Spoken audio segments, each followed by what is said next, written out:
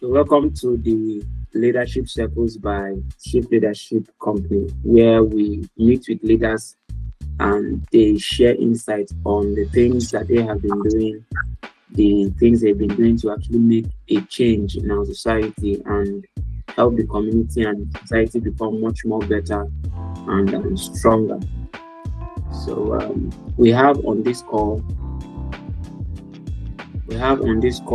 Hafsat, and she's with Money Chat, and she has been sharing educational content around finance, how to actually manage money. It's really not easy to manage money, but I think she has come a very long way with all of these things, and she's going to be sharing with us some of the things that she has experienced in her journey. So let me not say everything. Let me just pass the mic to her. Please, if you can introduce yourself, there are a couple of people who have not met you before that will be saying this. So tell us about yourself. All right, thank you so much for the introduction. Thank you so much for inviting me on this space. So my name is Hafsat Timileyin Itola. I am a chartered accountant and certified financial education instructor. I'm also the founder of Money Chat with Hafsat. So this is a personal finance platform or financial literacy community that I've been running for about 3 years now. So it started from my own personal relationship with money. You know, we are all Nigerians. We are all trying to make, most of us here are Nigerians. We're trying to make ends meet. We're trying to hustle, right? So trying to hustle, that journey, it made me understand the importance. It drew me into financial literacy, made me understand that I need to have better money habits, right, to go to where I want to go. So I started adopting it, and thankfully I'm an accountant, so it was easy for me to just draw on some of my corporate finance knowledge, accounting knowledge into my personal life, and that was how it started. As of right now, it's now a community of over 70,000 audience across socials, right? I like to describe Money Chat with Hafsat as an alternative school for learning about money, because we all went to school, but they didn't really teach us about money, right? So now I created this platform as a means to educate people like myself, ambitious youth, professionals, entrepreneurs, about money and how they can use it to achieve all of their goals. So thank you so much for having me on this session again. It is my pleasure. In fact, I believe that a lot of people are going to learn from this, and I believe it will change a lot of lives. One of the key goals for the leadership circles is to educate as much people as possible on so many things around leadership, taking the lead in not just business but also in their life. There are certain things that we outsource unknowingly. We outsource so many things in our life and not take responsibility. And so this channel not just helps you in your career or your business, but also in the life that you intend to live moving forward. So I believe that you have a lot to share, and I'll just go right ahead to say this. And can you really take us back to some of your earlier relationship with money, basically how that shaped how you work today, like the work that you're doing right now, how that habit affected it? Thank you so much. That's quite a journey to say, because it was the need to grow, the need to become, that kind of like inspired the journey. And the thing about this question is, recently, just this week, I started sharing some series around that on my Instagram and TikTok page, where I was just trying to share more about my journey.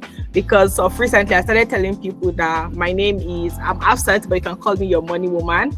Not because I make you rich overnight, but because I teach young, ambitious people how to achieve their goals without going broke. Because that was what initiated my journey. I wanted to achieve my goals, but I wasn't that financially buoyant, right? And I needed to figure out a way to do that.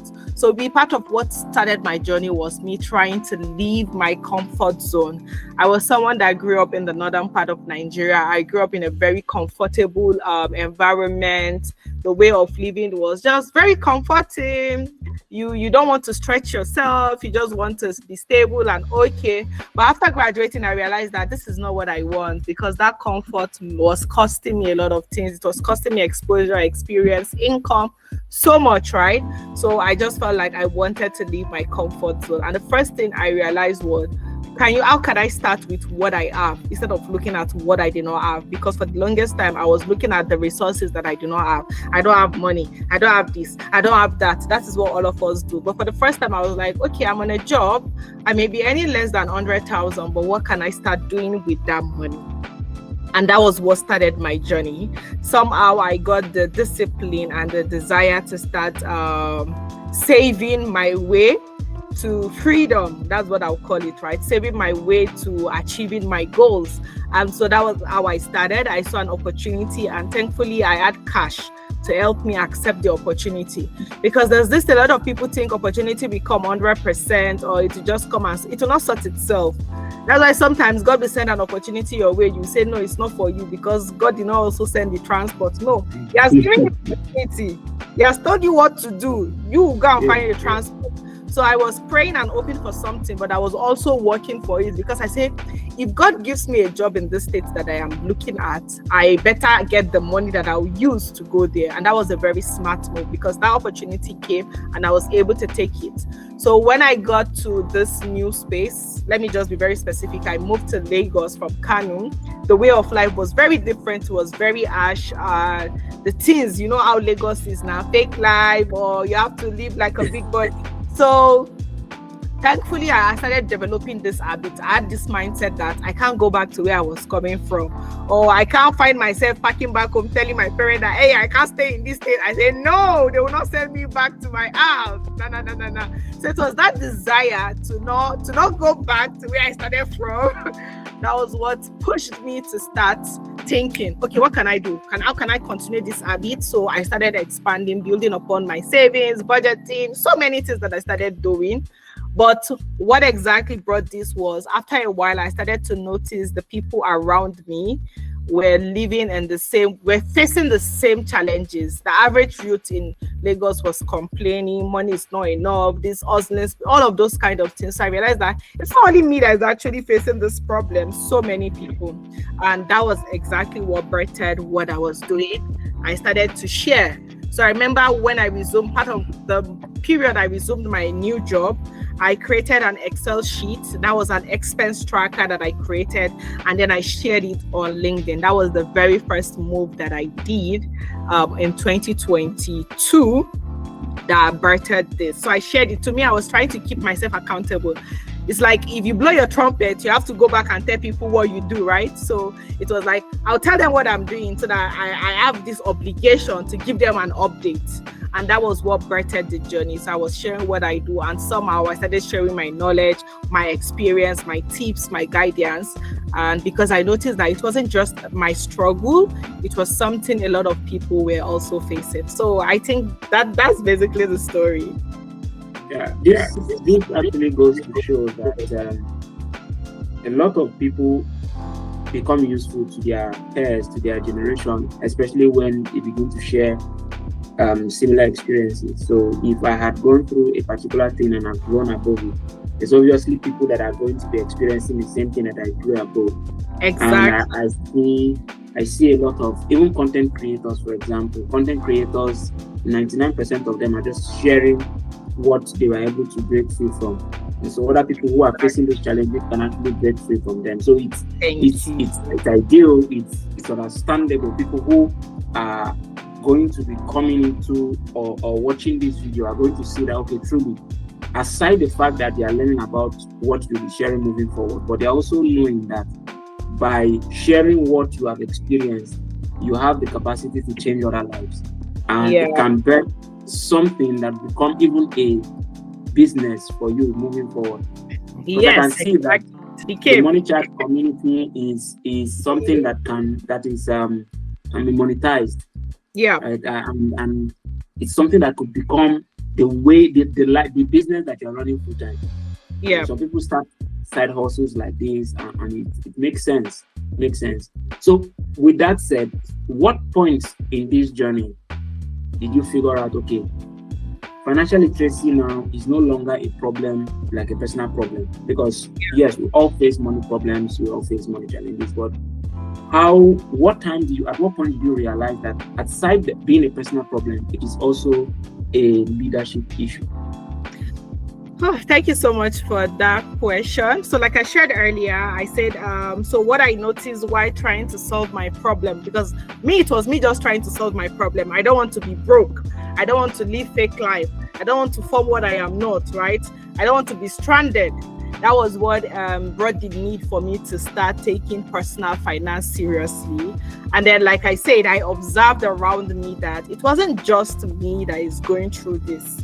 Because I'm this kind of person that I've always wanted my knowledge to be of benefit to the people around me. Because before I even started personal finance, I was sharing my knowledge on business finance. Growing up, I was always this one among my peers that was always reading, doing exam back to back, doing ICANN. So it was like when I finished, like I felt responsible. I needed to share this knowledge. I was like, all of you were there when I was struggling. Now I need to show you that you people have an accountant in your midst. Don't worry. So that was kind of like how it started, business finance. Before later it moved from business finance, because I noticed that a lot of people, their business, especially young people, their business and their self is like this, is mixed together. So I cannot tell them to have good business structure when they don't even have good financial structure. So somehow that also was what motivated me transitioning from business finance to personal finance. I remember one day I got inspired to do a video interview with a friend on YouTube. When I wake up that morning, I was like, you know what, I want to start a YouTube series. That was when I sat down that week and said, you know what, I'll just chat about money, and it became Money Chat with Afsat. So that was how I continued sharing my knowledge.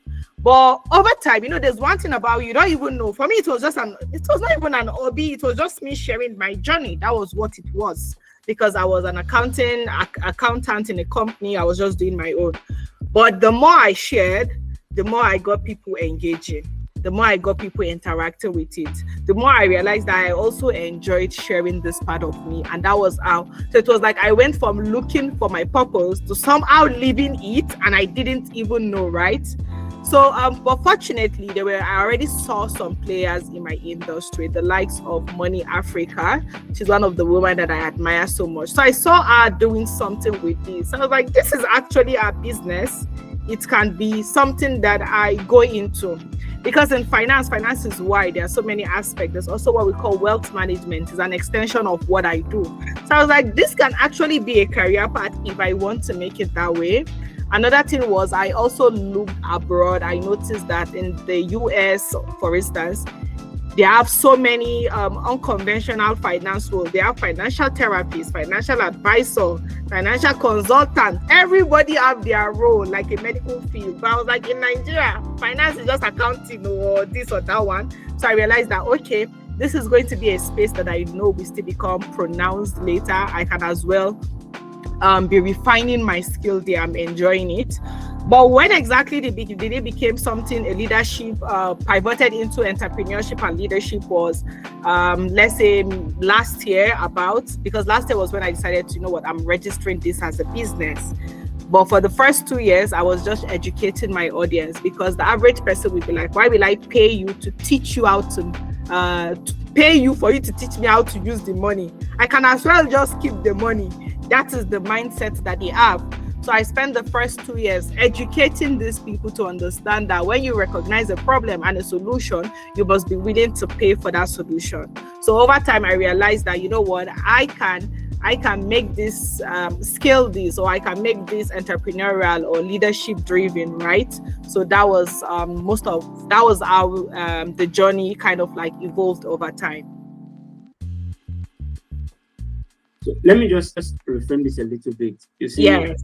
Aside the fact that people face money challenges themselves, yes, companies also face them.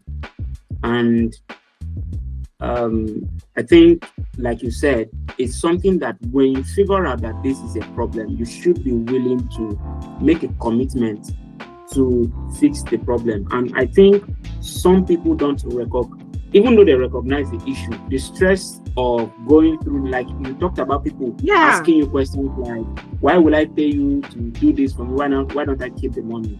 I think this is one area that leaders are taking for granted. Most leaders in most companies are seeing the issue with money. They are not able to maximize their capital. They are not able to maximize what is coming into the business, and they're not willing to reach out to people like yourself who are knowledgeable, who have seen this happen. Like, for example, you've been practicing for 3 years plus, and this is something that you are specifically focused on. They should be reaching out to people like you to help them with these issues, and yet they don't, right? And that is a very big issue in not just Nigeria, in Africa and in the world at large. So from what you have seen, right, I've touched a little bit about some of the things that leaders ignore. What other things do you think cause these leaders to ignore this part in how they lead their companies? So I think just to add, if I get the question properly, I say some of the thing is taking seriously the role that maybe an external person or a specialized person or even a consultant does. So sometime last year, I attended a conference and we had a session regarding this. A lot of people do not want to, let's say, pay for the value that the person is bringing because to them, they don't really see it, right? So leaders need to be more sensitized about the value. What role are they coming to do? How are they going to help you improve things? So for instance, I'll give an example. One time I had a client who's an entrepreneur, he's into photography business, right? And he wanted to know where his finances was going. So I told him, you know what? This is a very simple way for you to be tracking your finances. At first he was like, I'm not sure I want this. Is there a way you can do everything for me? But I was like, no. You need to know what is actually happening in the business, right? So somehow I ended up creating a tracker for him that he used. Later, it was what I came back to me. Early this year, it was what I need another template for this year. He has seen the value. I was like, okay, why even? Because I even asked the question. I said, you're the one that is doing this. He said, yes. So, and now I know where the money went to.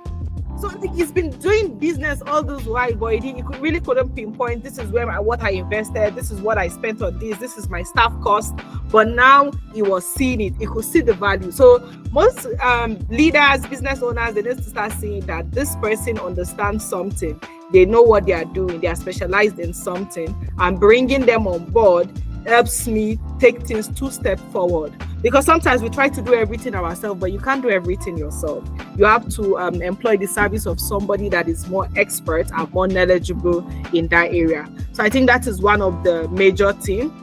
But I think also discussing finances like that is not something a lot of people find comforting. They think it's sales that is the problem. It's just sales. You just need to sell. It's not only sales. Because when the money comes and you don't maximize it, it becomes a problem for the business, right? Are you the cost you are paying, is it relevant? Are you pricing properly? These are some of the things that a lot of them do not understand, right? They focus so much on the sales, but when the sales come, you can't find the profit because all of the operating costs were not properly prepared for. They were not properly planned.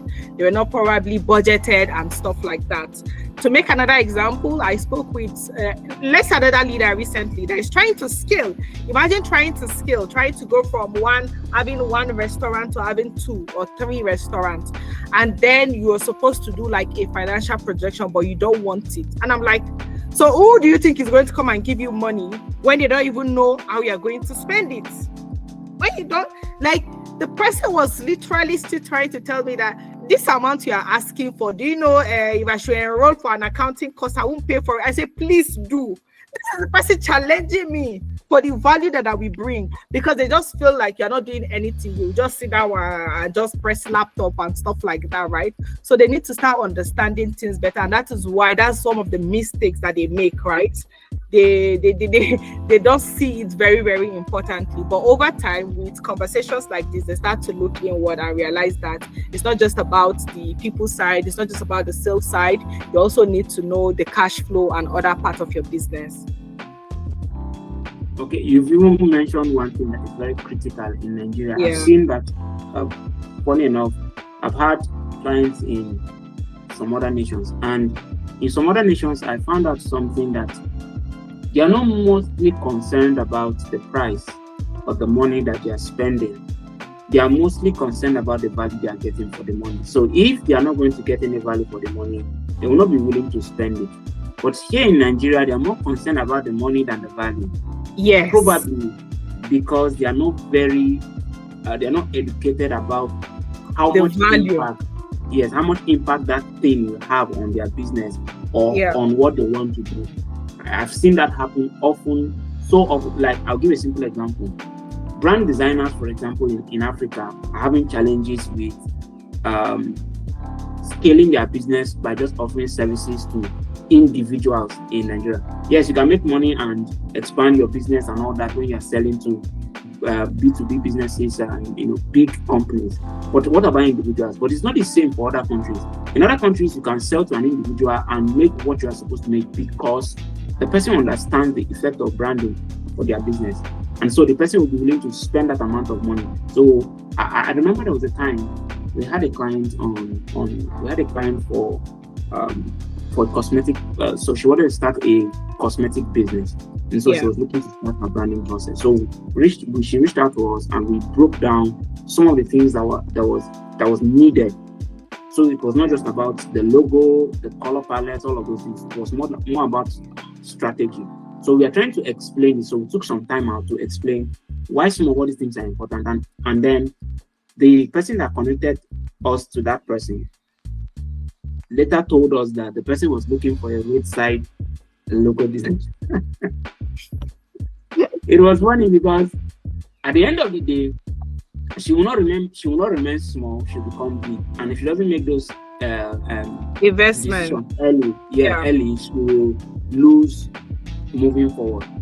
And that brings me to my question, the question I want to ask next. And that is, I'm trying to ask now, what mistakes with money do emerging leaders actually make that later on becomes a problem for their business? That's a very, very solid question. So I think I already made an example earlier. So one of those mistakes is not making a proper projection of what your business might need. If you see startups these days, the first thing, one of the most important things they also always do is make a financial projection, because startups are dealing with investors straight up. Investors want to see the numbers. If they cannot see the numbers, they are not putting anything, right? But we don't take our businesses like a startup. We don't try to see it. We just wake up, we get inspired, and we go into it, right? Especially the younger ones, not the older ones. Those ones are more grounded in entrepreneurship, right? But for we, someone could just wake up and say, you know what, I want to do this. Apart from the numbers, they don't do market research. That is another very important one, right? They don't do market research to know, understand your target audience, understand how to brand, who to sell to, right? So sometimes you can have a product. Maybe this product is not for, for instance, let me make an example. So for instance, a real estate company that are selling big houses worth millions and stuff like that. If you do Instagram ad, it's me that you're seeing it. It's me. Why did I keep 200 million that I want to come and buy your? I don't know if you get my point, right? If you're a marketer that is selling that kind of product, what you want to do is know your audience. You know your audience. Go and find them very well. Find their profile.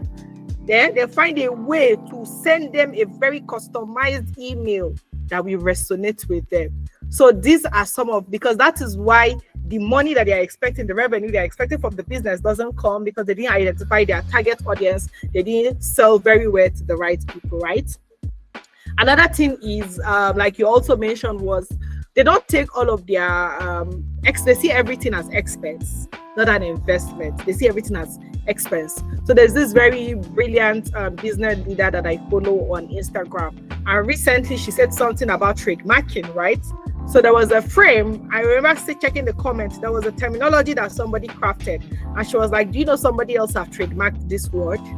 somebody that was smarter, somebody that knew the market went to trade market and said they were the one that, and they are not the one that they were not the one that coined the word. Everybody is using, they did not coin that word, they went to trade market, right?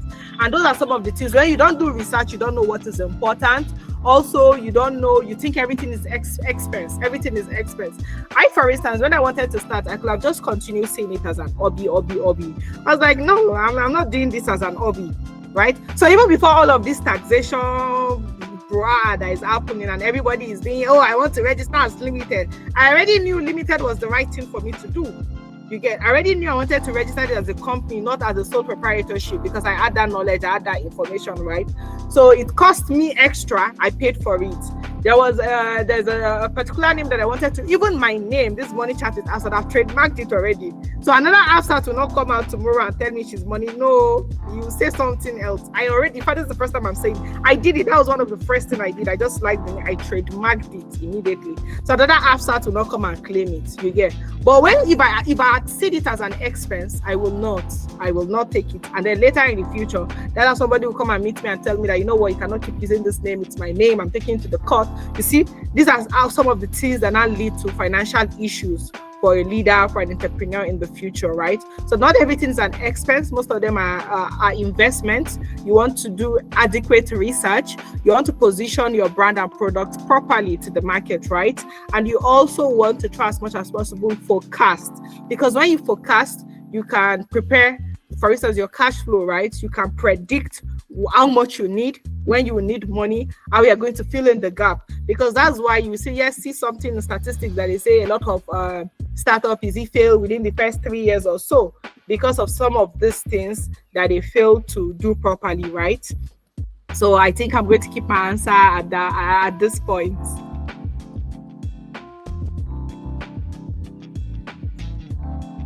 I can hear you. Yeah, I understand what you're saying, and yeah, I believe that it's a challenge, and I believe that also that in conversations like this, when we are pointing out some of these challenges, people who get to see them learn from them, and it helps them to make better decisions moving forward, right? Yeah. So, do you believe in stewardship when it comes to money? You believe in stewardship, and what does it mean to you as a leader in the finance space, especially when it comes to money? So, sorry, do you mind taking the question again? Yeah, I'm asking first, do you believe in money stewardship, like stewarding money? And then what is your take on the idea for others when it comes to money? Yes, I do. I think, if I'm not mistaken, stewardship in this sense means about how I make use of the resources, right? In terms of how accountable that I am in managing these finances is very important. Without this, I don't think I'm going to be where I am, right? In fact, personally, even let's leave leadership aside. Personally, in my personal life, some of the things that have helped me is my ability to utilize finances very well. And that is why when I was saying something earlier, I spoke about I should teach people how to achieve their goals without growing broke for the individual. And also a leader can also do the same thing, right? So stewardship is very, very important. So to expatiate on that also, I think one of the critical things a lot of leaders need to do is have the ability to make very wise financial decisions, right? So you want to know where your finances is going to, how your business expenses, what expenses you're incurring, right? When you're going to need money. I think another thing a leader should also know is sometimes you might not know how to do all of these things.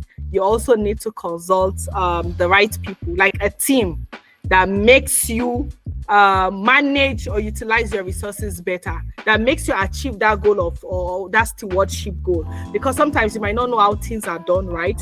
You want to work with a team or somebody that is going to put you through on how can I judiciously do this. Another thing people need to look at is also the long-term impact of the choices that they make. Most of the time, people look at the short-term impact of their decisions. Oh, if I do this, it's going to affect this, it's going to affect that.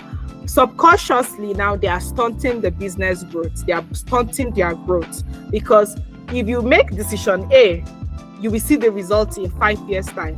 But if you make the decision B, you see the result today. Is that today all they want? Is that today all they want? And that results into like some of like mismanagement of resources and stuff like that, right?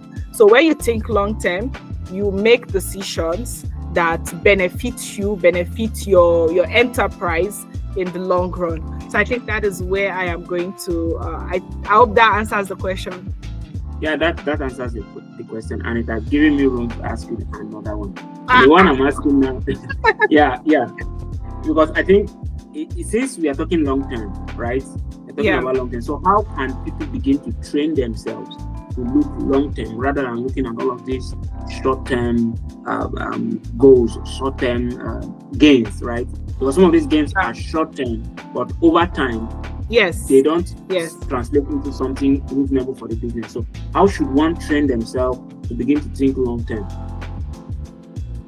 All right, thank you so much for that. And I'm going to answer this very simply and plainly. What I would say is vision. Vision, not the way people say, oh, if you have a vision, but truly have a vision.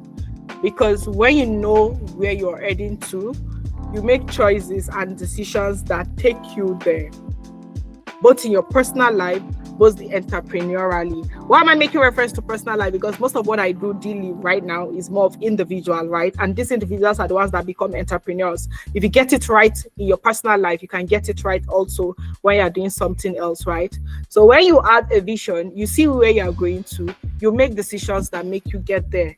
Because that is what I've been doing. It's very easy for me to want to compare or want to follow the social media way of doing things. Oh, I want to do this way, I want to do that way.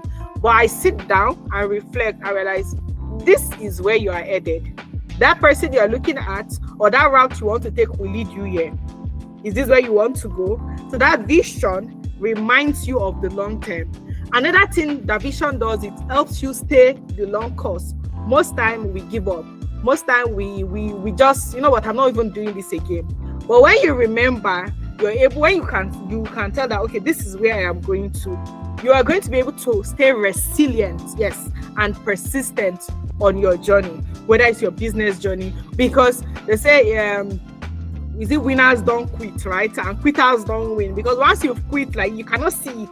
But a vision means you're seeing something, right? And if it's something that is very good, you are more likely to keep pushing till you get there because you want to see it. You really want to see that. I must feel that thing, right? So it's that vision that makes you go the long. So for instance, I read an inspiring story about a business owner on LinkedIn. When she started, she was not expecting her business to expand the way it did. She was not. But she had that vision that, like, I imagine having different outlets and this and that one. So she continued. And today when she was giving that testimony, she has achieved that because there was a vision and she saw it. Let me even make reference to a very prominent leader we have, somebody like Funke Akindele. I remember recently they shared one of her clips of, I think, a few years ago when she went to Ghana and they didn't really know her. She said, the next time I come, they will know me. Who don't know her now? Who does? You get right? Who doesn't know her right now? She had this bold vision, very big vision, and she was able to stay persistent to get to where she is. So whether as a business, as a leader, as an individual, right? Where you can see something or you have a destination, you can keep making details and keep going to. It's just like this analogy I used recently. It's just like if you put on Google Map, you have to put a destination now, and then it will show you the route to go there. But even if there is traffic, as long as you progress, it will tell you, oh yeah, follow here or follow here or follow here. But its priority is taking you to that destination. So what you need to do is, what is the destination that you're looking at? Is it 200 million? Is it 5 locations? Is it expanding to certain region, right? Is that what you're looking at? Then keep doing everything that is going to take you there. So that is how I want to do justice to this question. Okay. Yeah, that makes sense. If we can train ourselves to always see that vision, see that place that we are going to, no matter the circumstances that come up in the short term, we are not forgetting, we are not scared. You remember that it's a sacrifice, yes. Yeah, it's a sacrifice for what is coming. Yeah, part of the journey, part of what you need to go through in order for you to, sometimes we look at the stories of these guys that have made it in life, and then we don't tend to see that there were actually things that happened in between from their beginning to their end. And so we just see the beginning, we just see the end, and that's it for us. We don't see what is in between. Like you said, the Google Map was the best analogy that I could think of right now, and it makes sense. It makes sense. Okay, so now I'm getting to the end of this this question thing. So now, what have you seen that in our world today, everything is working like you're in Lagos? I know in Lagos things are always running fast. One of the reasons why I was born there, but I didn't stay there. So stayed there for a couple of years and then I left. Everything is on the fast lane. Everybody's moving consistently. Everybody's moving. So in a place where people are moving like this, how can we be disciplined to think about progress rather than speed? I know speed is good because the more you get things done faster, the quicker it is for you to learn and all that. But how do we think of discipline? How it is more important than being fast? That is a very tricky but very important question. Speed. We're comparing speed and discipline. I actually love this question. It's something that I spoke recently to some group of people too as well. In fact, I just watched a video too around that, because I like to talk about, for instance, if you notice of recent, everybody's talking about investing on social media. Come buy these shares, come buy that one. Everybody, why do you think people are going? Because they shout about dividend, they shout about you will double, it grew by how many percent? It's speed, the speed to build wealth. That is what a lot of people are after. Now, is that same spirit of speed that pushed people to the likes of MMM, the like of what is the name of that one that crashed last year, to is speed, because you want to see something happen immediately. But the reality is things that last, not necessarily like you have to suffer to get there, no, but you have to be disciplined and consistent for them to happen, right? Speed is not necessarily the way. Another thing I like to say is speed sometimes can lead to burnout, because the more speed you are putting, the more you expect the results to come as fast as it does. You get when you do something, it's just like you go to gym today and you are on the treadmill for like 30 minutes. You expect that you will have lost by 5 kg that same day. It's not possible. It's not. It's discipline. It's not speed that will help you achieve that, right? So that is the kind of burnt out it will cause, because when you put too much speed, you're not expecting all of the results to happen that same day, or it should happen as soon as possible, and that may not likely happen. And before you know, you start to, a lot of people give up, or they just quit it, you get, or they go for another thing that can grant them that kind of speed. I'll talk about, for instance, when the surge of tech started, everybody is going there because we have this belief that, tech is the new oil money. That is how you make more money. Yes, a lot of people got it, but so many people got burnt out too on that journey, right? Because they were thrilled by the idea of, this is how quick I want it. They forgot about discipline. Discipline is very, very important. Speaking about me, my leadership journey to even my community journey, if I was looking at speed, I tell you, you won't be having this session right now. Because I would have left it. It's not easy.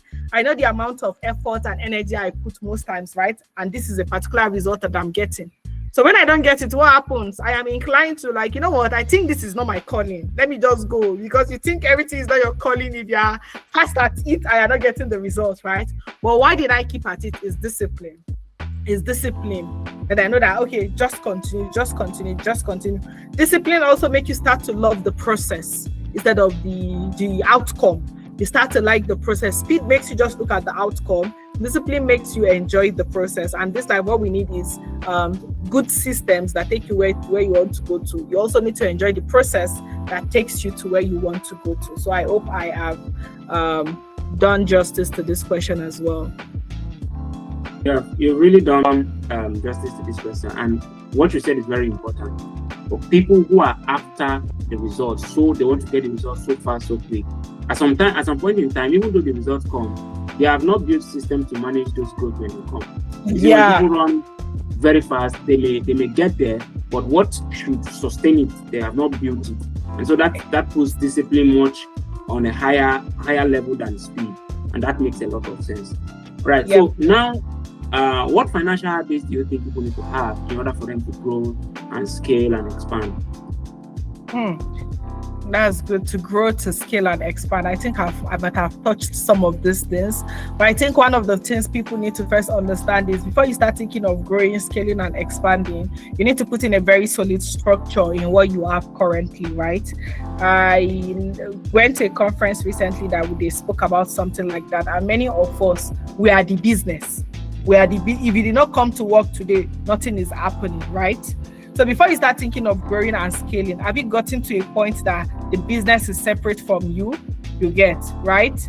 That the business can operate even where you are not there. Because that is why most of us I've forgotten the terminology. Is he a business owner, or they have forgotten the terminology? We are the business. You get, the business of entrepreneurs and business owners. Yeah, exactly. Yes. The business is you, right? So when you talk about growth and scale, if you are the one that will still do 100% of the work in the next place, you're not growing. You will not be able to achieve that, right? So you need to put a structure in place that makes the first one you have function. You now start to be a manager, not even a tactical manager that does the day-to-day operation, but more of a middle-level manager. You get that now monitors people. You've been able to bring people that understand the vision, that can put the work for you, right? So practice delegation is one of the best things that can help. Leadership skills, delegation. Those are some of the habits you must embrace now to delegate. Because once you can allow the business or the community or whatever it is you're doing run on its own, to be able to run even when you are not there, then we can now start talking about expanding, scaling, right? Also understanding the finance side of the business. Know how to manage the funds very well, because sometimes you need this fund for this place and now you have to split the fund between two competing priorities. If you don't make smart decision before you know, you can start running into debt, you get, right? Because you are not very strategic about it. And one thing again I would say is every leader should embrace the habit of investing in their skills, investing in their knowledge. For instance, now I might not be a finance person and I find myself doing good in a finance industry. What does this tell me? I need to add something to now make myself grounded, right? Because a lot of people, you might find yourself doing something. So sometimes you just need an extra leadership skill, not because you're not smart, right? But you want to learn something else that you can take into what you're managing, take into what you're leading, right? So you want to keep also upskilling, understanding what is happening in the economy, and find ways that, because that growth, that skill that you want, it benefits more when you are capable of managing it and when you're capable of delivering on your mandate per se, right? So that is where I'm going to keep it at. Okay, we have been talking about a lot of things, but I believe that there's a point in time in your journey where you made a mistake. Did you say a mistake that I made earlier in my journey? Yes, that has shaped how you now handle things. Oh, okay. That's actually, now that you ask me, yes, I think I have actually. So I think one of the mistake was maybe trying to do everything myself, because that was why when I was explaining, I spoke about understanding how to delegate and making sure the business is standing alone, right? Because that was one of the issues that I too faced. I was trying to run everything. I know that, yes, it made me learn more, but trying to coordinate everything for my business was not easy. So for instance, let's say I want to do an event. I try to work on the team, the graphics, the registration, the this, the that, and doing everything, right? It's limit to what I can do, right? So, but growing and learning how to delegate this thing, to bring people on the team, was one of the things that started helping me to scale and to expand what I am doing. Right now, I have team members. One of my team members was also on this call earlier. I have people that are responsible for different activity, right? So for leaders, especially maybe someone that is starting up something, that is one thing you should consider. As much as it's okay for you to start on your own, you get to maximize costs, but at some point, if you are building a business, if you are building something that is meant to last, You have to bring in people that share your vision and people that, in fact, maybe you might not even pay yourself salary, but you have to bring in people that you have to pay. That is one thing you need to understand. So that was it. I think I was taking on a lot for too long before I now decided to bring on board people to start doing. Imagine, let's say a role, I was doing like 5 in one role. So now I'm doing like 2 in one role. So I've splitted it now. Yes. So that will be it. That also answers one of the questions I wanted to ask. What financial decisions can you begin to take that will help you along the journey? And you have mentioned one, start making preparations for getting into handle. And even though you don't pay yourself, you pay them so that there will be progress, because the more the business progresses, then you can now have a salary. So, and that makes sense, right? So thank you very much for your time. I don't want to bore you with too many questions. These questions, the ones that you've answered are very insightful. I believe that a lot of people listening to this will get more insight on how to properly plan themselves to become better business persons, better leaders in every aspect, even in their personal life, like you mentioned. So yes. I really appreciate the time, the effort, and everything within. Thank you very much. Thank you so much. I really appreciate it. But I'd like to add a final or a last statement. I think because I spoke about being able to delegate scope, but one thing I also want to say, because some people start that way, the opposite of what I do is what some people will do. They'll just start something, bring 10 people and start to all the money that you just have, you've shared everything, or staff salary, it has gone. Revenue or not. So one thing I would say is, no matter what, try to understand every processes of what you are doing. Before you can bring somebody, you need to be able to picture what you want them to do well, right? Before you can bring somebody to do it very well. What I'm saying is, own the process, know everything that you want, right? Don't just come and bring people to come and do everything. So for instance, let's talk about finance. You need to understand what is happening in your business finances. You might have an accountant, but when you look at it, you should know what is profit, you should know what is expenses, you should know how you came at your sales figure, not the one that they have to break down everything for you. So you should understand what is happening, so that way you can bring the right people for each processes or for anything that you need them to do. So thank you so much. I think this particular thing, I came across something that said, know enough to ask the right questions. Yes. And that helps, because imagine that you don't know what is happening in your finance. The person who is handling the finance can even cheat you without knowing. Exactly. If you don't know what is happening in your sales, the person who is doing the sales may not be doing as much as they would have.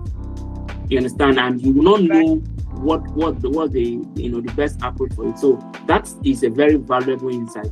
I've experienced it myself, and it goes to show that truly, if you really know enough to ask the right questions, you are most likely on the right track. Exactly. Right? Thank you very much. I am grateful for that addition. Thank you very so much for having me.